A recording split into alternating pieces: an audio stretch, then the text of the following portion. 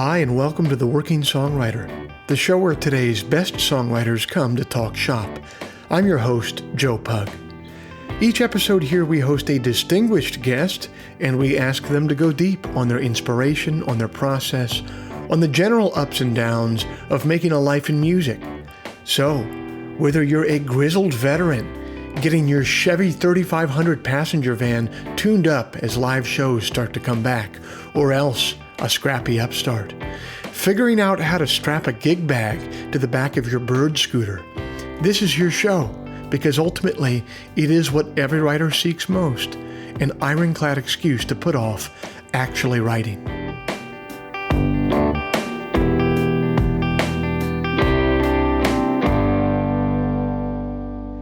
Hey everybody, it's the fourth Friday of April 2021, and I thank you for joining us. This week's show is brought to you by Bandzoogle. Built by musicians and for musicians, Bandzoogle is an all-in-one platform to build a beautiful website for your music. I'm old enough to remember when you had to pay somebody called a web developer to get a website made. And it would always be some guy named Hans who drove a Nissan Solara with tinted windows, and who was always trying to sell you bootleg Ritalin that he kept in a Tupperware. And old Hans would charge you about $1,000 for a website that would be obsolete in 6 months.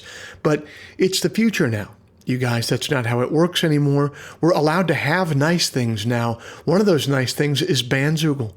Bandzoogle powers the websites of tens of thousands of musicians around the world, from weekend warriors to Grammy winners. All the features you need for a professional website are already built in. Hosting and a custom domain name, dozens of fully customizable design templates, tools to sell your music and merch commission-free. The Working Songwriter podcast listeners can go to bandzoogle.com to try it for free for 30 days. Use the promo code TWS, the initials of our show, to get 15% off the first year of any subscription. If you'd like to hear some of my music live in the coming weeks, every Sunday night at 9 p.m. Eastern, I'm over on YouTube for Sunday Songs. Sunday Songs is a live stream. I'm live. I'm playing tunes. I'm taking questions in the live chat. I'm taking requests in the live chat. It's a really fun, really interactive experience. I'd like to think that we're building something of a community over there on Sunday nights, including many people who are listeners to this podcast. So come on over and be a part of it every Sunday night, 9 p.m. Eastern, over on YouTube. Head to YouTube and search for Joe Pug, or go to joepugmusic.com and click on the live stream tab. Finally, if you enjoy this podcast, if you'd like to help it remain a viable endeavor for me, here's a couple things that you could do to help. First, you could become a supporter of the show over at Patreon. Patreon is a platform that allows you to directly support creative endeavors that you find meaningful. You just head to their site, Patreon. You search for The Working Songwriter, or you search for my name, and then you sign up to kick in a few bucks every month for the show. Think of it as a voluntary subscription. A subscription that you don't have to pay for, but that you choose to pay for because you dig the show and you won't miss a few bucks at the end of the month. If just 1% of our listenership would kick in the price of a cup of coffee every month, it would make an immense difference. So thanks to everybody who's taken the time to do that. I really appreciate you. If you're not in a place to do that right now, I totally get that. You can still help out the show by leaving us a review in the iTunes store. That's very helpful. Or also by simply telling a friend about the show, telling someone that you think might dig the show, spreading the word. The simple math on those two things is that they will help me much more than they will be a pain in the ass for you. Okay, I'll end all the harassment there.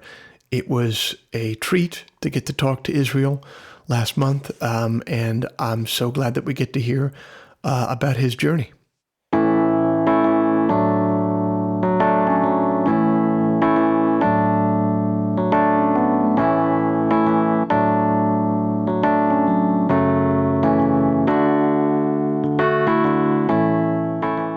Our guest this week got his professional start in the robust rock club scene of New York City, but now makes his home in the pastoral setting of the Texas Hill Country. Israel Nash grew up in a religious household in the Ozarks, only to embark for Gotham as soon as he was of age. After recording a few records that were critically well received, including one that was produced by Sonic Youth drummer Steve Shelley, his music really struck a chord with European audiences where he began to tour heavily. Once it was time for him to start a family, he settled into the hill country of Texas and built a studio out of an old Quonset hut, which he dubbed Plum Creek Sound. That's where he makes all of his records now. American songwriter has anointed him the Texas Hill Country Groovesman.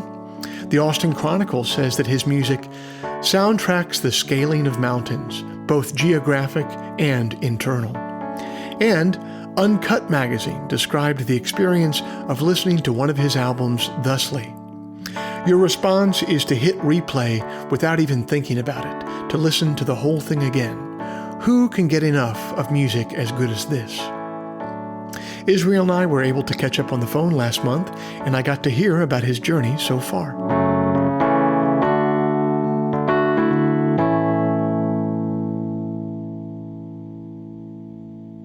Israel Nash, thanks so much for being a part of the Working Songwriter podcast. What did music look like for you growing up? When did music first come into your life? Well, music was definitely all around. Just my dad was a pastor in small churches in Missouri and farm kind of rural communities. And it was like back in the days when they had parsonages. So, the church would have a home for the pastor and family. So we lived out in the country in Missouri. And that's kind of my memories of being in church, people singing, a local, either a farmer guy just like having a beautiful tenor voice and someone singing a harmony, just having music like instruments all around, pianos and like auto harps and guitars. And my mother was a songwriter in the 70s. She was like, my parents were kind of in this hippie Jesus movement thing. And she was a songwriter, and her parents did like gospel hour, like on the radio in the 50s and 60s. So I kind of had like all these sides. Like my dad's side was also, his mom is the pianist for church. So it was very much related to church stuff, but there was a lot of music just always there. And then, my dad was a rock and roll dude. Like CCR is his favorite band to this day. And he introduced me to a lot of classic rock. So that was, despite like religious upbringing, my dad was still in the car listening to rock and roll. And so I just kind of had it at all sides, That's the pastor that you want, the one that's listening to CCR, man. Yeah. And now, he lives at the bottom of the hill that, got 2 acres next to us. And, life's been really good. They've always been so supportive of me doing this since I was a kid, Oh, so they live, you're saying that they live at the bottom of the hill where you live now. They live close to you now.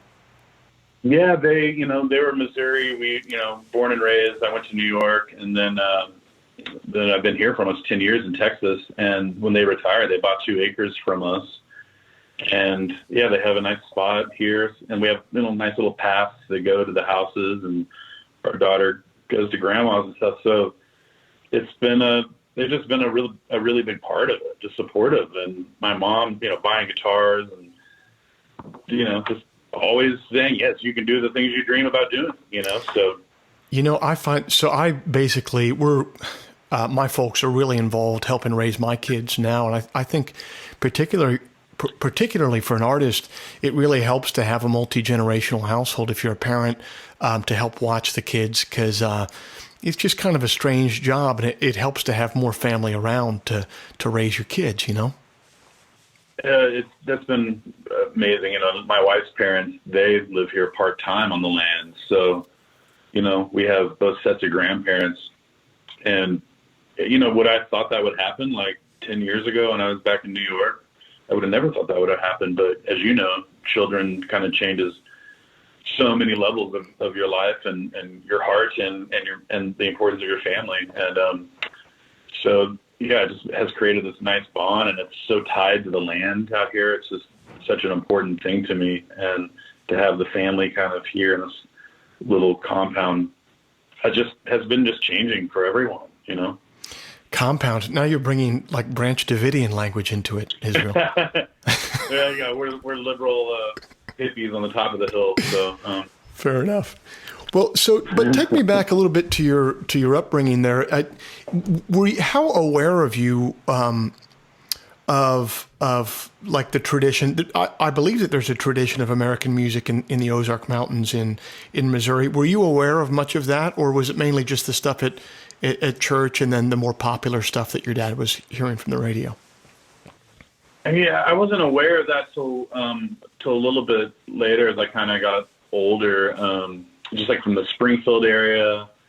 And I ended up going to college there for a couple of years with my high school band. I moved there to, play with my high school rock and roll band. And there is such a rich, from Branson and that whole world, that was the Disneyland, of Missouri. So we went there every summer, But I think understanding the kind of the rich culture and just knowing a lot of pickers and stuff that sit out on the porch, that's kind of like a real thing around there. So I kind of became more aware as I started kind of being in that scene in Springfield. And then, there's this place called I don't know, I'm sure you've been to Springfield. I haven't played there in so long. But at the time it was kind of a cool kind of place to go, and there was a studio called The Studio there. Like Wilco had recorded a song there. Just this kind of hub that did a lot of stuff like nationally, and got to kind of start going to studios like that and being introduced to that when I was around 18. But yeah, the Ozarks, kind of that Ozark Mountain thing.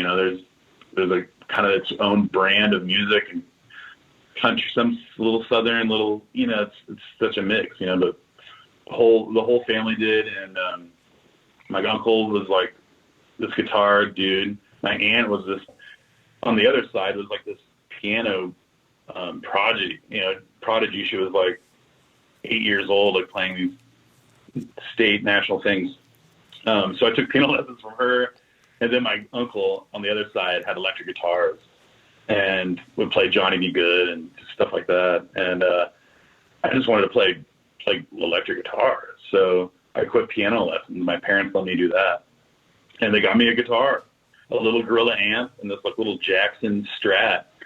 And like my world just opened. Like I was done playing like Mario Brothers and Nintendo, and was just like, music became the video game, Yeah, it takes a lot to get, a 12 or 13-year-old kid away from Mario Kart, man. So you must have really dug it.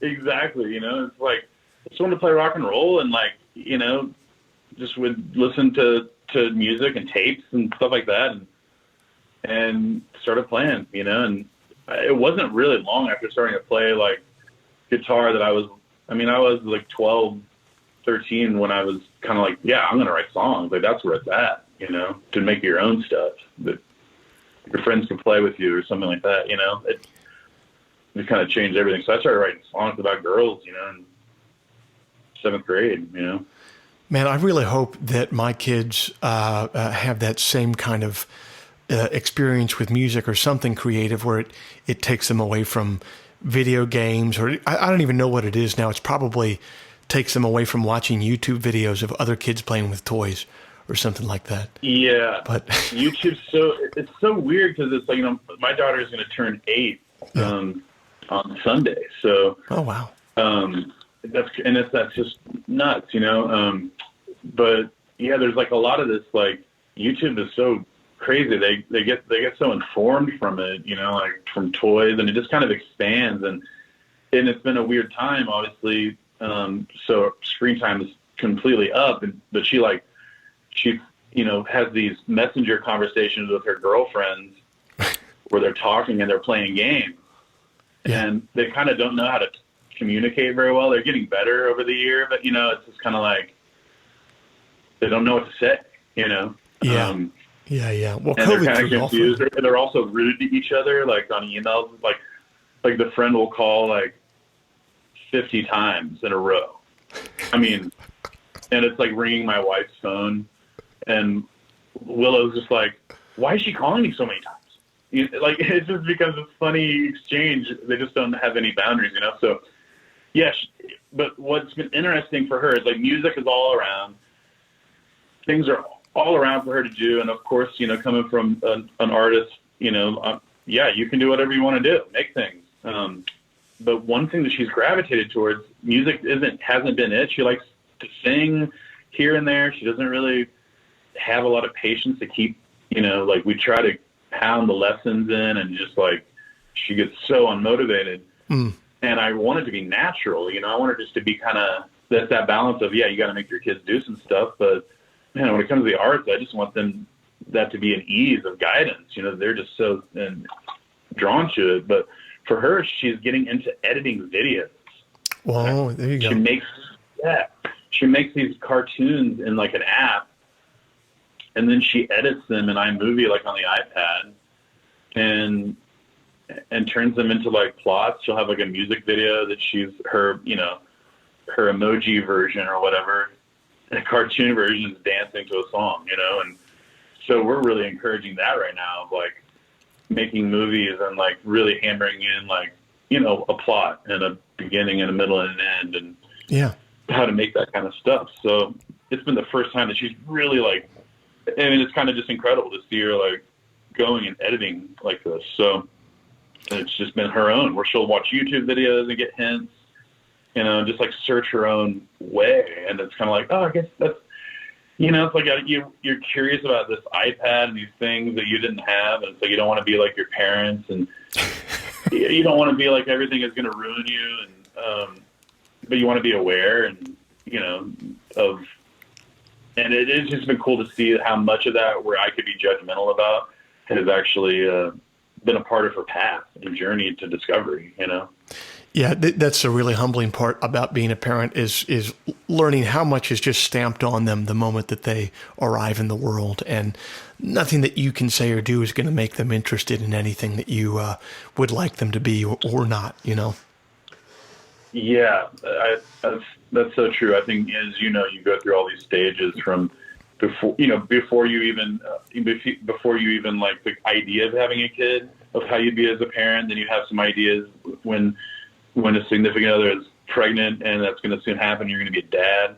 Yeah. And then you have all these stages continually, of like, oh, well, we're not going to buy any plastic toys ever. Right. And then a ton of people buy plastic toys, and some now you're just buying some plastic toys. Right. It's just like you just set some absolutes, and you realize that like, it's more about just being, again, it's kind of about being in the moment and kind of just being receptive to needs and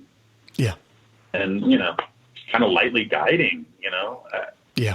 That's what I find. Like you said, they're just being available. I think is great. Well, so take me, you end up in Springfield, you said, to play with this high school band. And then from there, you end up in New York City where you kind of really began, as far as I can tell, your music career in earnest. Can you kind of talk about how you ended up in New York and what those first kind of first years in town, first iteration of your career kind of looked like there? Yeah, it was between New York and Austin, and, my wife, we got married in college, and I was finishing up grad school, and it wasn't out of like this big desire for a secondary career path. It was just like, hey, I did all right in college. If I don't want to have to get a real job yet, a real committed thing here, I'll just go to get my master's, and which I still have to pay for every month, but every once in a while I get to talk about it on an interview, which makes it worth something, I guess. But and like we were there, I graduated, and she graduated, and we were like, well, we decided on New York, and I was really spawned because I totaled the car and we were fine. I totaled her car and we got insurance money. And again, we were 22, so it was like $3,400, and we were like, man, we have enough money to go to New York City, And we had a garage sale, and I'll never forget, we made $700, which was like killer garage sale money. And we went to New York, just sold, got the insurance money and made the garage sale, and moved there without jobs and kind of found our way.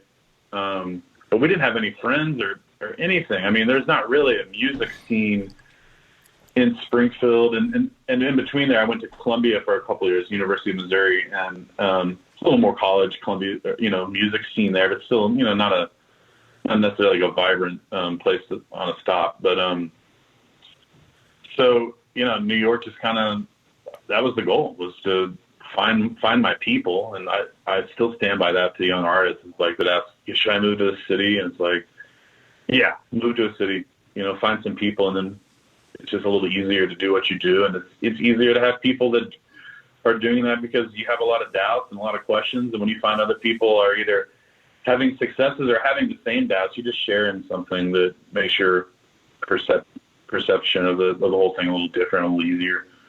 And I did find some people and found similar folks that had moved there for the same reason, had the same passions and the same energy. And, it's a really great time of your life and career where this kind of work ethic is really unique. Because you really don't know. I mean, you don't have a song on the radio. You don't have anything like that. So you're just, right.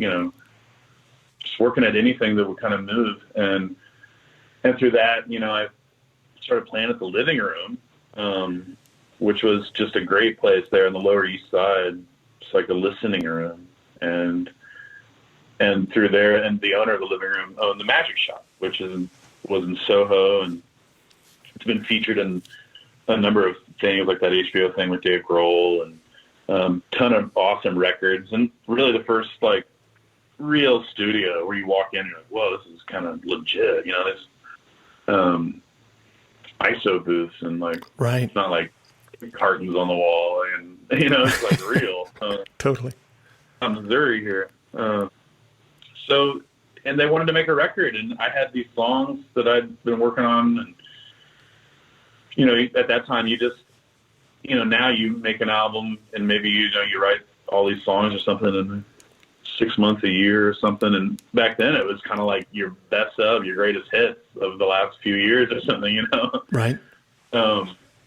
Which is kind of cool, I guess. Some well vetted stuff, but yeah, I made a record there and made a solo album, and it felt amazing. It's like walking to Soho every morning, and it just felt I was doing what I had set out to do. And then the album came out, and I had no fans in the States really at all, but a Dutch label picked it up and wanted to put it out. Mm-hmm. And they gave me a $500 advance, and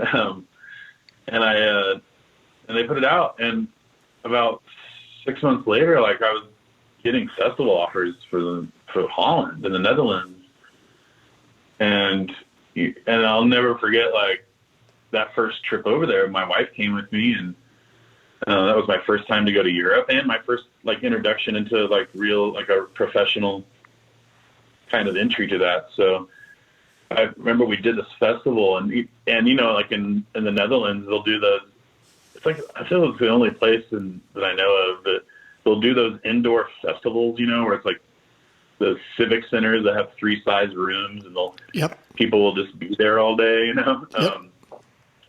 Yep. Yeah. And I kind of do like those, but it's just so different. But it was one of those, and I remember like getting paid and having the best merch night that I'd ever had at that point in my life, and we were counting a bunch of euro in the hotel room. And my wife, and it's kind of a funny joke to always go back to, is she's like, Israel, you can make a living doing this. There's always a joke. I said, do you regret saying that? But it was just such an awesome time to introduce like fans, and kind of just gives you a little more purpose to do what you're doing. And that expanded into the rest of Europe, into the UK, and kind of set me up well for the next record. And it really wasn't until my third album that introduced a stronger kind of States thing for me. So Europe was this first stopping point, and I mean, I think at the time when it was growing in Europe, I was excited, but it's kind of like, why isn't the States happening? Right. And I regret that I wasn't just like enjoying that moment, because, at this point it's just like, I realize how fortunate we are to have any fans in this world. And especially during the time of distance, of just how encouraging and important that is for me. It's like traveling around is tough, and I always want to find the best way to do that. That's the best use of time and the what makes the most sense. But man, seeing happy people come together in a room each night, and to be a part of that is like special and just purpose and passion and the stuff that's deeper, and it really feeds me. I've definitely seen the absence of that. I miss counting the merch cash on the hotel room bed. That's what I miss. Oh yeah. There's nothing like that first time when you go out and you play and your music connects on a different level, and then you talk to the person who sold your merch, or you're selling it yourself, and you're like, wait a second. It's so funny to me. It's like, you just told me that you made more money from your garage sale than you did from your first record advance, but it worked for you in a way where you can go and now you can make a living somewhere. In that first realization, you were saying that your wife had it almost and you didn't. That first realization is just so special, though, to be like, wait a second, this isn't a pipe dream. This could work.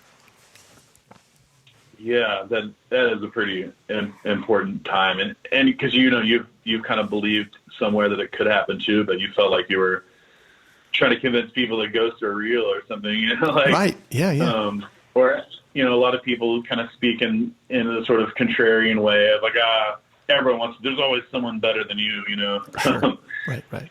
And so yeah, that was kind of like a affirming kind of moment, but I remember also it wasn't until the second album where I realized, like, okay, I think I think this is going to be what I do, Right. That was. Go ahead. At this time, you were also, not your first record, but a few records after that. That's when you began working. You made a few records with Steve Shelley from Sonic Youth, right? I made one record with Steve it was the second album, the Barn Doors album, and in the Catskill Mountains. And this is post this is post realizing that you have this audience in Europe that you're starting to build, and now you want to start building in the United States. Well, this was New York Town was the first album, and that kind of introduced at least the European fans. Mm-hmm. And then it felt like, okay, there's a reason to make the second album now. Because you make that first album and you're not thinking oh, I'll probably make another album in a year and a half. You kind of just really don't. I don't know. It's just you're just living so moment to moment in that space of just what a career even looks like. So when I made the second album, I knew that there was some kind of fan base, and there was going to be some good touring opportunities in Europe. So, and of course, hoped for something in the States, but I still didn't have management at that point. And, no, I did have management. But it was, pretty small, just a good buddy that was trying to find his own way in the industry. And, so, that second album, I did start changing though, where I was just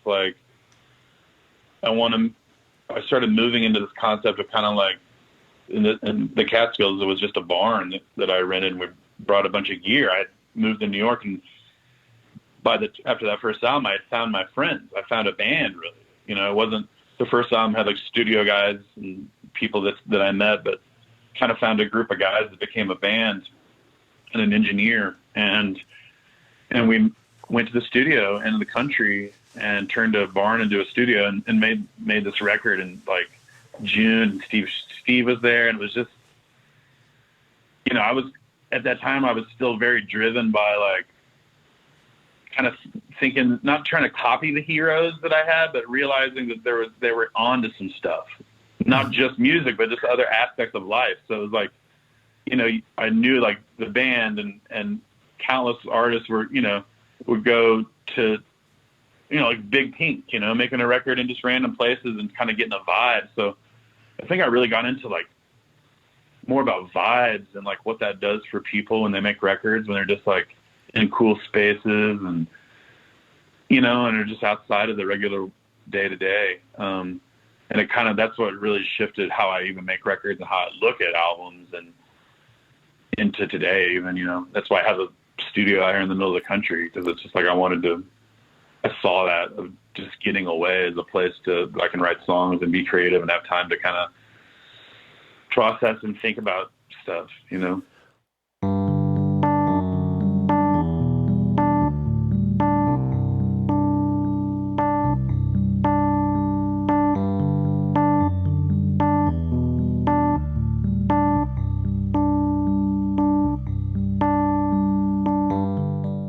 When Israel moved to Texas, it sounds like he was chasing a life that would be more well-rounded, not some Ahab-like monomania for music alone.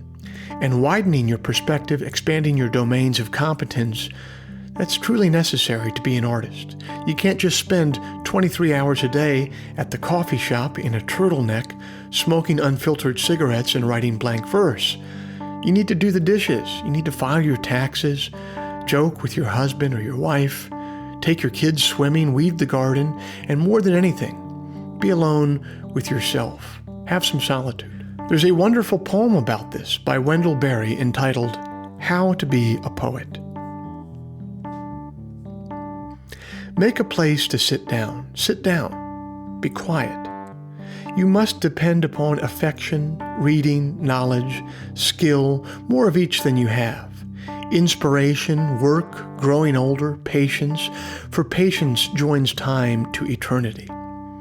Any readers who like your poems doubt their judgment.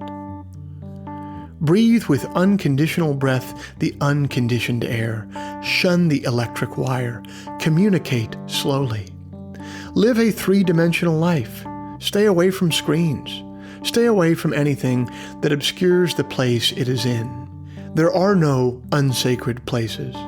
There are only sacred places and desecrated places. Accept what comes from silence. Make the best you can of it.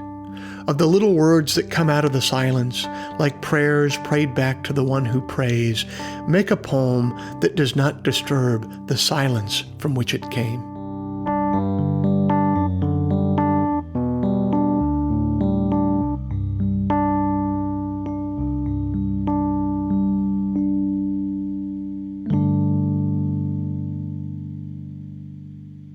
So how did you end up moving from New York down to Texas, and what made you want to base it around a studio? What made you want to invest in putting a studio together? Because that can be an expensive endeavor, that can be a time-consuming endeavor. What made that move? Why did you want it to be based around a workspace? I guess it was just like I guess after being in New York and making some albums, you know, you realize that making albums is expensive, you know. Studios time adds up.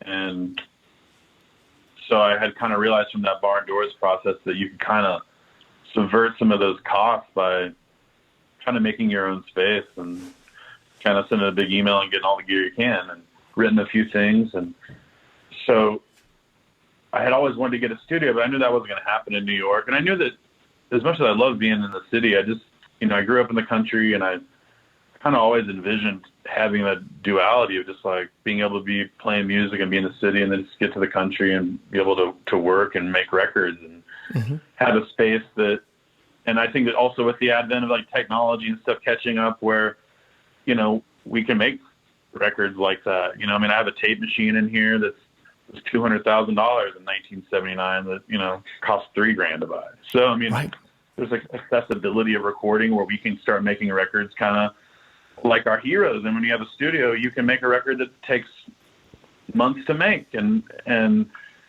then, you know, for me, I guess I also, so it just, and it was never like, oh man, I got this big payday, I'm going to buy all this stuff and have a studio. You know, we bought a house that hadn't been lived in 12 years and hadn't been updated. And we did a bunch of remodeling ourselves, and with the help of Laura's family.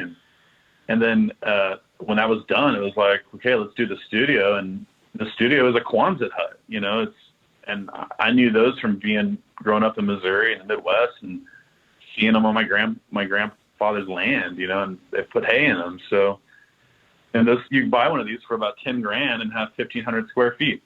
Right. So, it was affordable. It made everything was like a step of affordability. It wasn't like, great, let's just take out a big old loan or here's a big, check. It was just like, this makes sense. And just kind of did it piecemeal. And my pedal steel player and I put up 17 arches, because each arch is like 7 pieces and there are 20 arches. There's like 3,000 bolts. And it was a stupidly ambitious project that we thought would be easy. And it took a long time to get kind of where we were. And then we had a contractor like finish out and put in walls, because it's basically like a tin can, right? With no ends. And then they put walls, we have plumbing and stuff like that.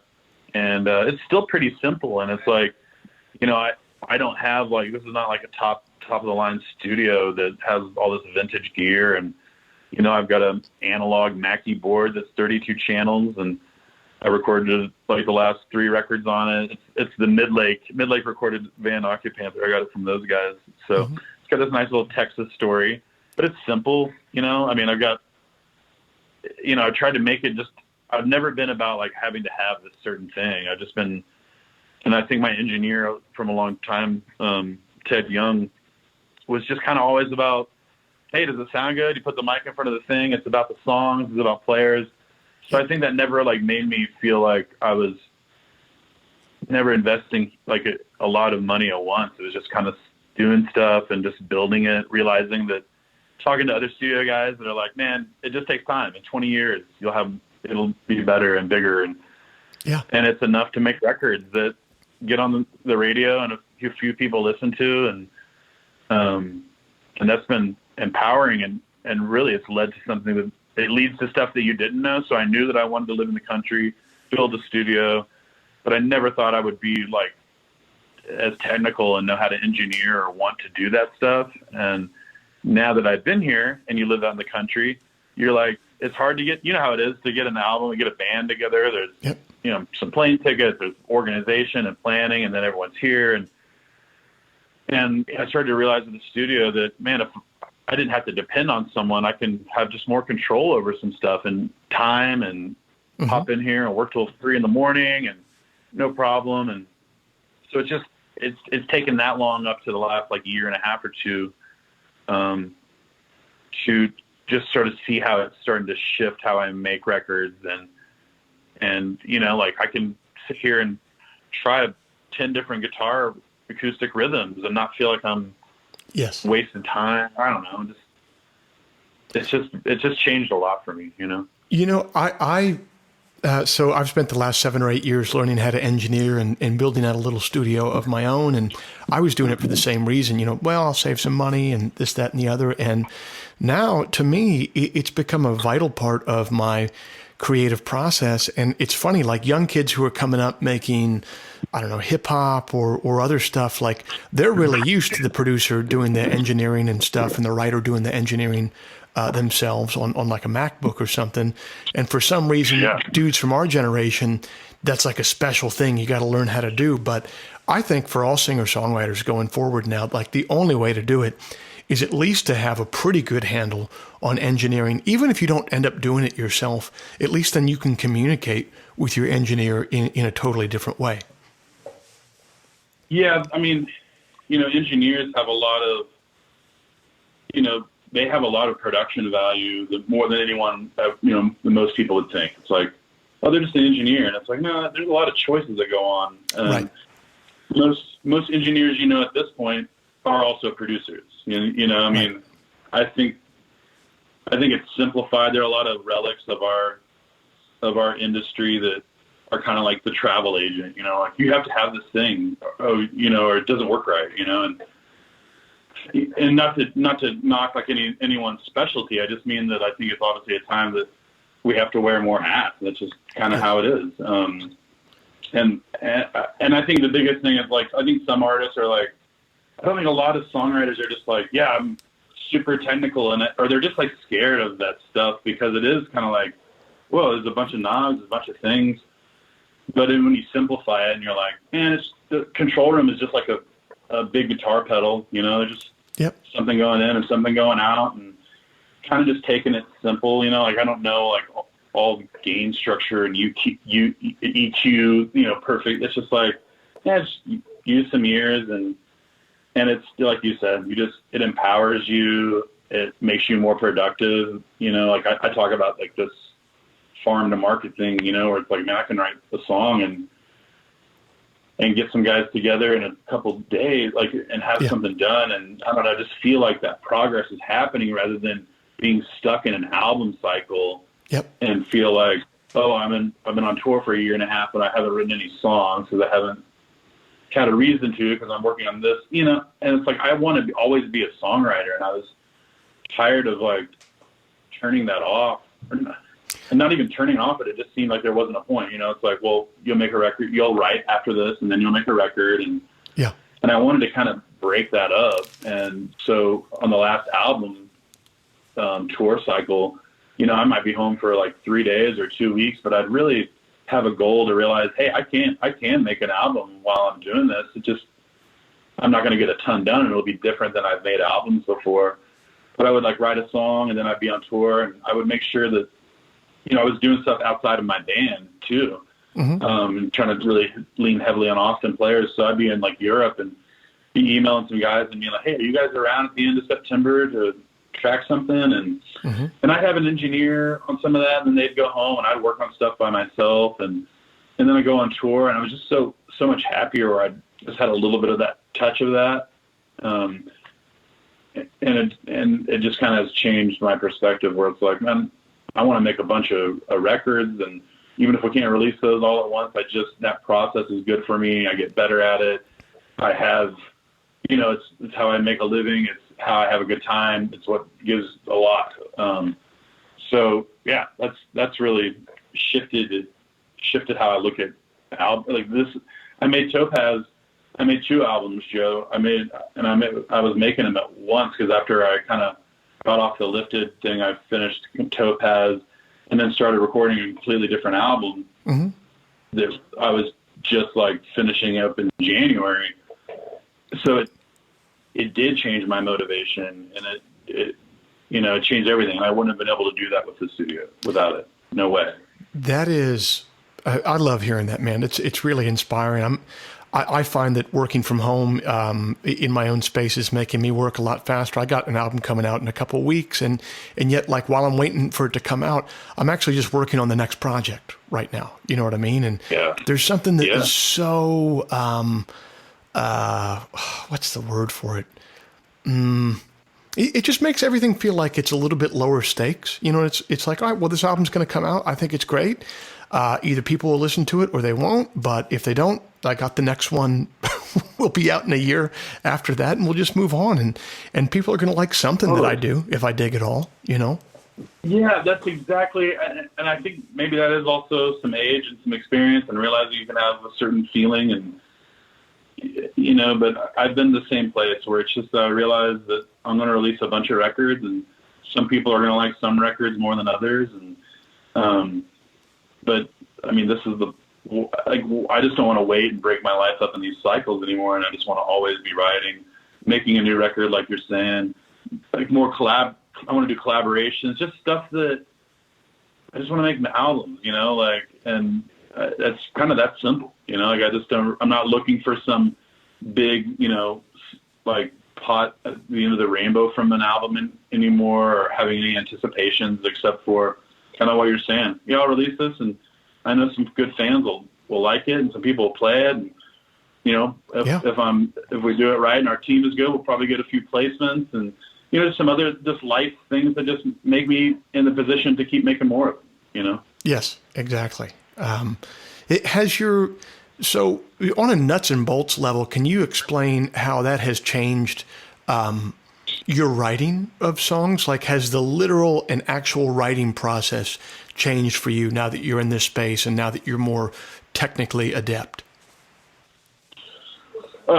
Yes, like heavily changed. I think not only like technically, but just like philosophically, where, I think I used to think that, songwriting or something had to hit me hard, or something had to happen to me to make a song. And I think part of this whole process has been about surrounding myself with elements that easily tend to give songs, you know. So things like nature, you know, things like good books, just I try to, like, I don't do very well if I'm like, oh, I need to write a song. I need to spend I'm going to spend Thursdays writing songs. Like, I don't really work very well like that. And I kind of need some kind of kick, but rather than waiting around for it, I try to do things that make it easy to happen. So that's also like having instruments set up all the time and microphones on them. I've gotten into playing drums. I love like finding rhythms with drums. I feel like where it used to be maybe in my bedroom with an acoustic guitar, writing a song, it's changed where it's like, you know, I got some anchor words, I've got the melody, but I'll want to start recording some of it, you know, and I find like I'll do lyrics a lot of times when I'm trying to finish all my lyrics, where I'll have the song, like the music and stuff, like a guitar and maybe a drum beat or something. And I'm just walking around just like, I have dry erase boards, Joe. Like I bought like all these dry erase boards because I was getting so stressed out with all the things back in the day when I had a lot of things to do, where I couldn't remember everything. And so I'll just have loads of dry erase board lyrics, you know, where I'm just like walking around, pacing, cranking this thing up that I just recorded and singing the melody that I have, you know, and just like finding those little nuances of the beat, you know, just like those little rhythmic phrases, you know. I mean, you know how it goes. We can just be like, I have 10 different ways to say this, and I'm trying to make it, you know, I want it to hit and move right with that kick drum, you know. It's like a granular look, but it doesn't feel like I'm going down a rabbit hole. It just feels like maybe my vision's gotten a little better or something, you know. And I feel like having the tools just allow you to, I produce while I'm writing, you know. It's not just like, oh, here's the song on the acoustic guitar. How does anyone think it should sound, you know? Right. There's ideas. There's like, man, I'm hearing this like mellotron thing there, or I'm hearing this harmony on this part. Like, there's just that stuff that's going as I'm writing it. So I find it better to get some of that out in some sort of way. So I feel like I kind of like demo while I'm writing a lot of the times too, like in a very non-committal way. I mean, like I'll start the whole thing over, you know, but just trying to get the ideas out because it just stresses me out because I have so many fucking ideas, you know, like. Do you find that you have to plow through and finish a song once you're working on it, or do you have like a batch of songs that you're working on? You'll work on one day, the next day, if you're not feeling it, you'll just move to another, and you just kind of work on the group, or do you have to go tunnel vision and just kind of finish a song and see it through?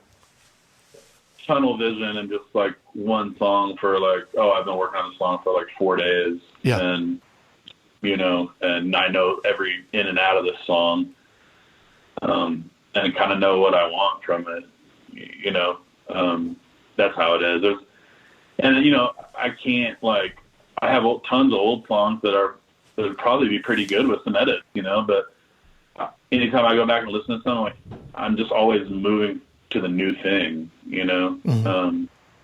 Every once in a while, there's a song that kind of hangs on in the background, that one that you kind of wake up and you're like singing a melody that just won't go away. The song you wrote maybe a year and a half ago or two that just wasn't there. But most of all, I kind of like, I like being excited by something shiny and like focusing everything on it. And I think that's where albums come from. You know, it's like, I feel like I don't really write like, I write like an album. So when I was doing Topaz and this other album, I was still writing some songs where I'd be like, oh, this is a Topaz song, and then this is this other album I'm making is kind of like heartland rock, kind of ode to the Petty, you know, Tom and the Boss, and just kind of rock and roll. But you know, I think as you get maybe as a songwriter, you start as, you know, we have our genres of whatnot, you know, but I've always felt like as I get older that now I can just hear stuff and just feel like a songwriter, you know,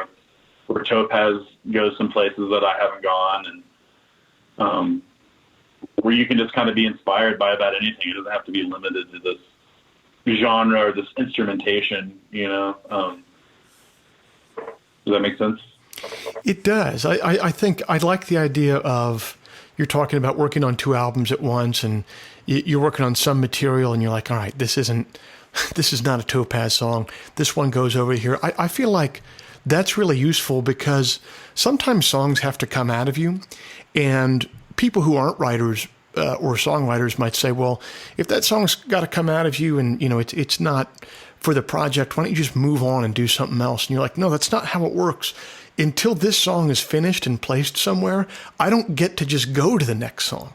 Like I'm still listening to this song in my brain over and over again. And until it is exorcised from me, there's like this constipation thing where the next song for me, I think we're relatively similar. It sounds like the next song just won't come out. So it's nice that you had 2 destinations there to place those other songs instead of just letting them kind of gum you up.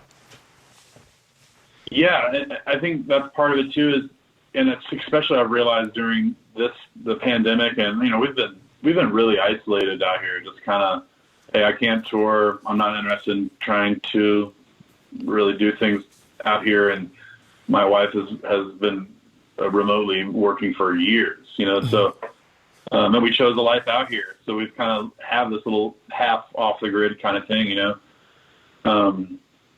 and, I kind of realized earlier in the pandemic, the first couple months, artists are on fire. Like, oh, what a great time to create and make things. And I was heavily writing. And, this has been the slowest period of writing for me for the past 5 months. And that's been different, but I've been okay. I've been okay with it. I've been kind of refocusing energy on other music, working on an instrumental thing, kind of ambient stuff and program drums and things like that. And I'm trying to make this cover album.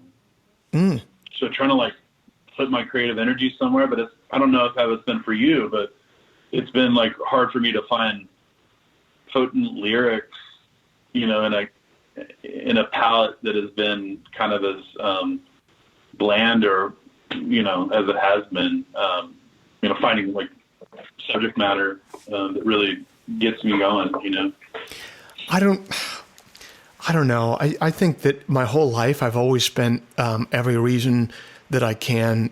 I've always searched for every reason that I can to not write a new song.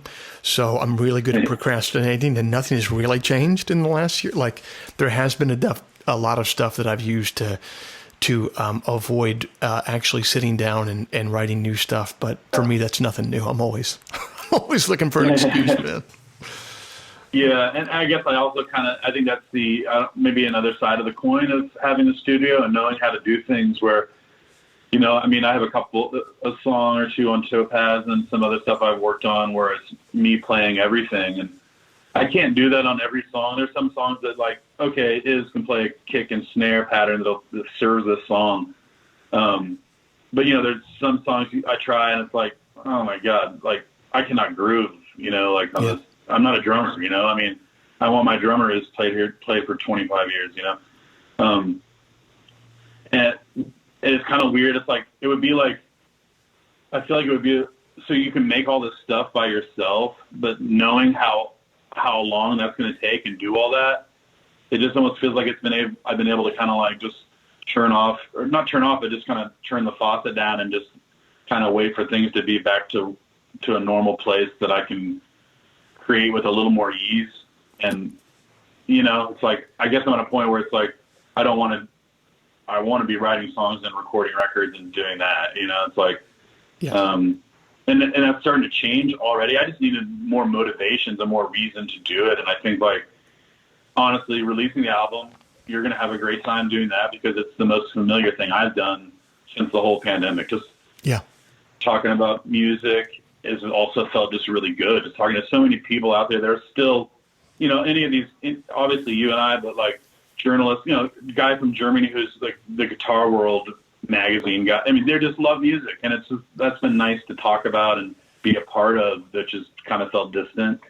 But then also, my wife and I, we got our vaccine a couple weeks ago, and my band all has one shot at this point. I'm just starting to see a real turning point of okay, cool. We can do some stuff that is this nice in between that that feels like it has a lot more energy and purpose and fire and passion and need Yes. for what I do, you know? So now, having said that, in the last 2 days, I'm working on a couple songs right now and doing exactly what you're saying, where it's like, I'm not sitting here working on them. They just keep kind of evolving in my head.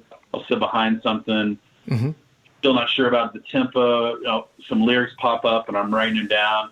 And here in probably a few days, it's going to take another path and to go real hardcore, and I'm going to have 2 new songs, you know? Yeah.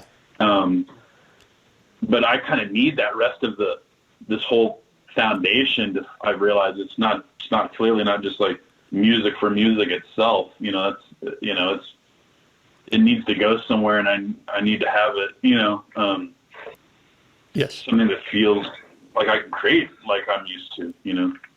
Yeah. And also I think one of the things about working by yourself, I feel like I have to go out and I have to work with other people, to learn new things. And then I can kind of greedily go back to my own place and take those new things and work on them myself. But I can't, there's a point of diminishing returns if you're just working by yourself. Yes.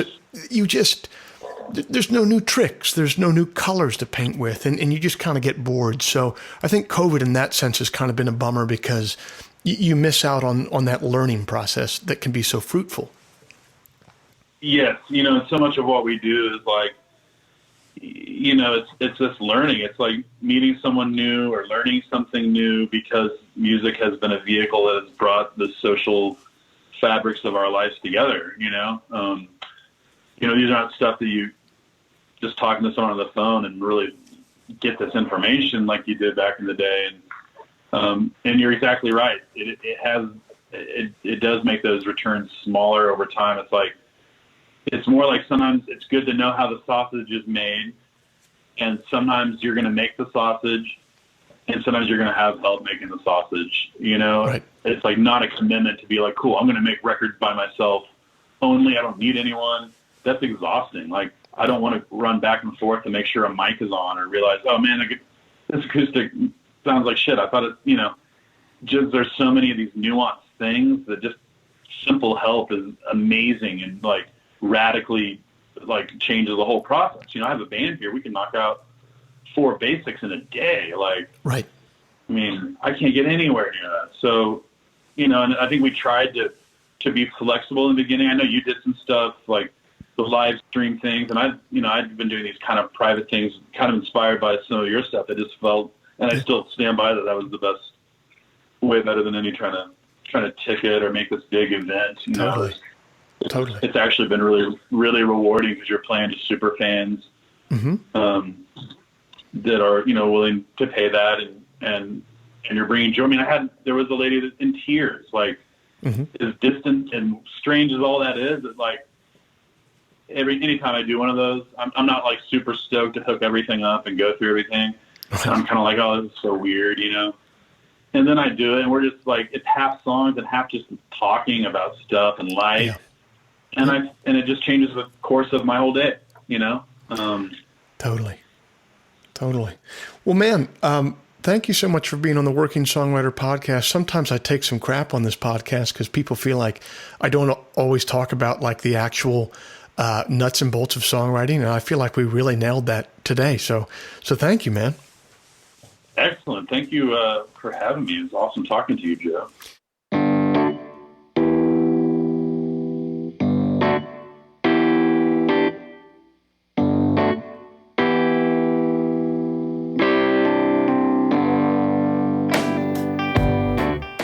This week's show is brought to you by Bandzoogle. Built by musicians and for musicians, Bandzoogle is an all-in-one platform to build a beautiful website for your music.